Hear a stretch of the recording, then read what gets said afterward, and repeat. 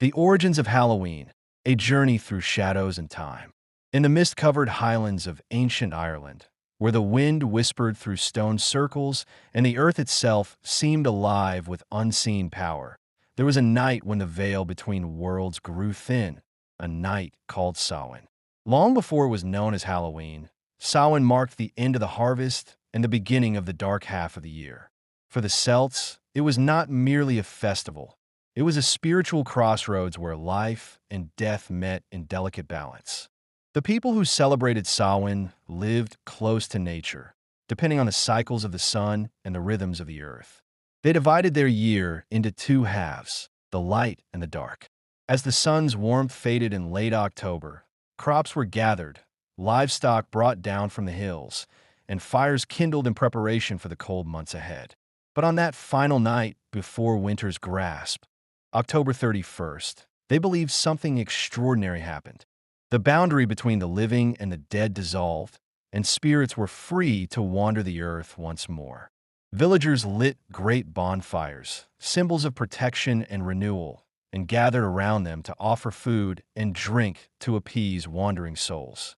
Druids, the Celtic priests and seers, led ceremonies meant to honor the gods and predict the future.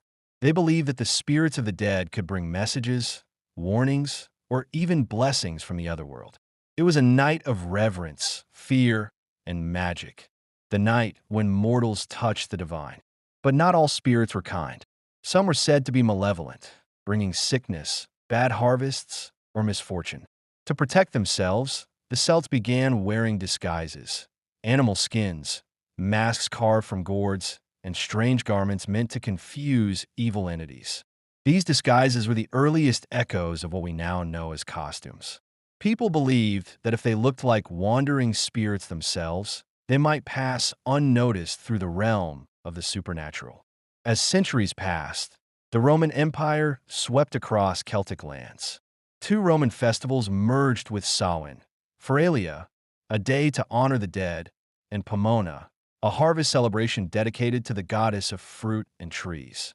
Pomona's symbol was the apple, and so, from this ancient blending, the practice of bobbing for apples was born. The Romans brought their culture and religion, but even they could not extinguish the primal power of Samhain. The festival endured, reshaped, and reinterpreted through generations. Then came Christianity. By the 7th century, the Church, seeking to replace pagan traditions, declared November 1st as All Saints' Day, a day to honor the saints and martyrs. The night before it, October 31st, became All Hallows' Eve. Over time, the name blurred and softened on people's tongues, Halloween. Yet beneath this Christian layer, the old Celtic spirit remained alive, flickering like a hidden ember beneath centuries of new belief. Across medieval Europe, people continued to light candles for the dead, to pray for souls trapped in purgatory, and to share in strange customs of remembrance. The poor went door to door begging for food in exchange for prayers for the departed, a practice known as souling. Children often joined in, carrying lanterns made from turnips and singing songs for the dead. Over time, souling became guising, and those guising wore masks and played tricks, another faint echo of the ancient Samhain fires. By the time the tradition crossed the Atlantic with Irish and Scottish immigrants in the 19th century, the New World was fertile ground for transformation. America's vastness allowed Halloween to evolve, shedding some of its religious weight and embracing the theatrical, the playful, the strange. Pumpkins replaced turnips as lanterns, larger, brighter, easier to carve. The jack-o'-lantern became the festival's most enduring symbol. Legend says Jack was a miserly man who tricked the devil himself and was doomed to wander the earth forever, carrying only a hollowed-out turnip lit by a burning coal, a ghostly light in eternal darkness. When this story reached America, the pumpkin, abundant and golden, took the turnip's place. Its glow, both beautiful and eerie, came to represent the soul trapped between worlds, the living and the dead, the past and the present. By the early 20th century, Halloween had become a community event. Children dressing up as ghosts or goblins, neighborhoods hosting parades, and adults turning the night into a celebration of mystery and mischief. The idea of trick or treat spread rapidly during the 1920s and 30s, but it wasn't until after World War II, when sugar rationing ended, that Halloween truly exploded into the modern form we know today. But beneath the laughter of children and the candy-filled nights, something deeper still hums. Every carved pumpkin, every flickering candle, every whispered ghost story, they all carry a faint memory of Samhain's ancient fire. The modern world may dress it up in costumes and neon lights, but at its core, Halloween remains a night of remembrance and awe, the one time of year when the world allows itself to remember death not as an end, but as a passage. And so, through thousands of years, across continents and cultures, Halloween became a mirror, reflecting both our fear of the unknown and our fascination with it. We wear masks, perhaps not to hide from spirits anymore, but to explore our own shadows. We light candles, not just to guide lost souls, but to remind ourselves that even in darkness, there is always light. Jack-o'-lantern, the origins of Halloween, the transformation of a pagan night. As centuries passed, the ancient whispers of Samhain transformed into echoes that would travel across oceans and generations. When immigrants from Ireland and Scotland carried their Halloween traditions to North America in the 19th century, they also brought with them something far older, the memory of a night when the world of the living and the world of the dead touched. But the new world was different. The wild landscapes of America, vast and untamed, gave Halloween new meaning, new forms, and a new spirit that would eventually captivate the entire planet. In small rural towns, Halloween began as a night of mischief. Boys would tip over wagons, remove gates, or hide tools. Playful chaos meant to mock authority and celebrate freedom before the harsh winter. Yet even in these pranks, the idea of transformation remained, a night where rules bent and identities blurred. By the late 1800s, civic leaders and teachers tried to shape the night into something safer, focusing on games, food, and community gatherings. Parades began to appear, lanterns glowing, children in ghostly masks walking side by side with their parents, the old world blending with the new. But as the 20th century dawned, Halloween found itself changing again. Cities grew, technology advanced, and the rise of cinema began to feed the human hunger for fear and fascination. Movies like Nosferatu, 1922, Dracula, 1931, and Frankenstein, 1931, gave Halloween a new visual language: dark castles, lightning storms, cloaked figures. The monsters of ancient folklore now had faces, voices, and stories that would define modern horror. By the 1950s, Halloween had become firmly rooted in American culture. Suburban neighborhoods were flourishing. Children roamed safely from house to house, and the phrase trick or treat became a joyful chant echoing through the night.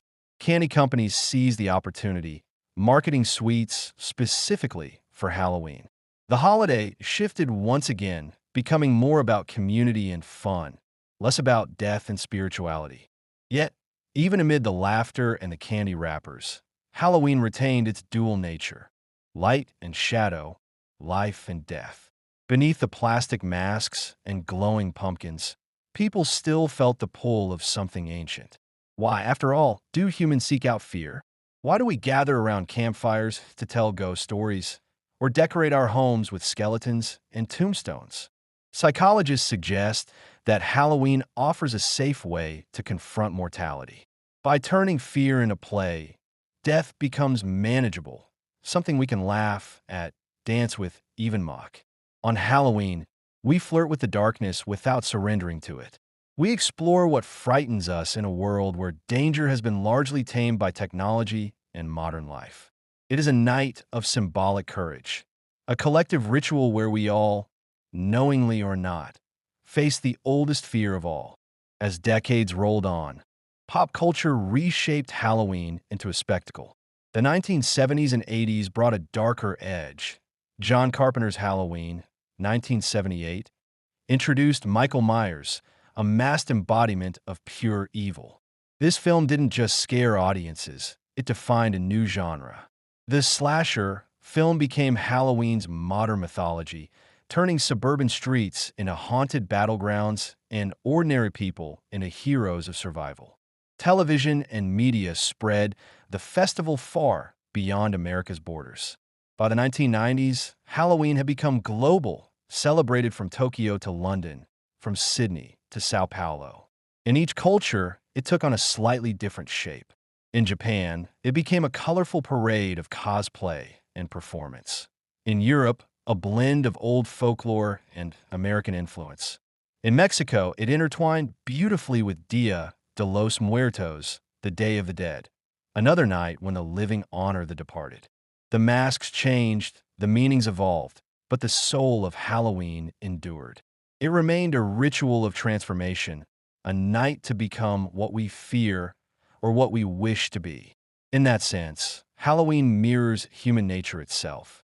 We all wear masks, not just on October 31st, but in everyday life, hiding pain, desire, or truth behind polite smiles and daily routines. Halloween simply gives us permission to show those hidden parts, to let our shadows breathe.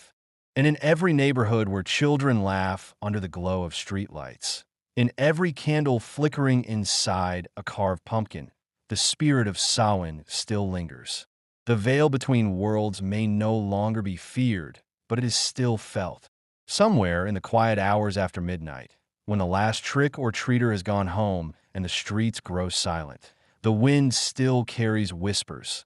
The same whispers that once moved through the hills of Ireland thousands of years ago. They remind us of something we've always known but often forget, that life and death are not enemies but twins, dancing through eternity. Halloween, at its heart, is a celebration of that dance, a reminder that darkness is not to be feared, but to be understood. So, as we light our jack-o'-lanterns and laugh at ghosts, we also honor the memory of those who came before us. The Celts who watched the flames rise into the autumn sky, the Romans who offered fruit to their gods, the Christians who prayed for lost souls, and the millions who continue to keep this ancient night alive in their own way. Because Halloween is not just about monsters or candy. It's about remembrance, transformation, and connection.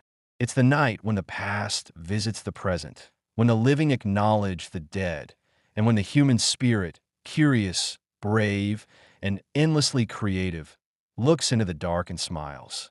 Jack-o'-lantern, even after thousands of years, one truth remains. We wear masks not to hide from the darkness, but to meet it face to face.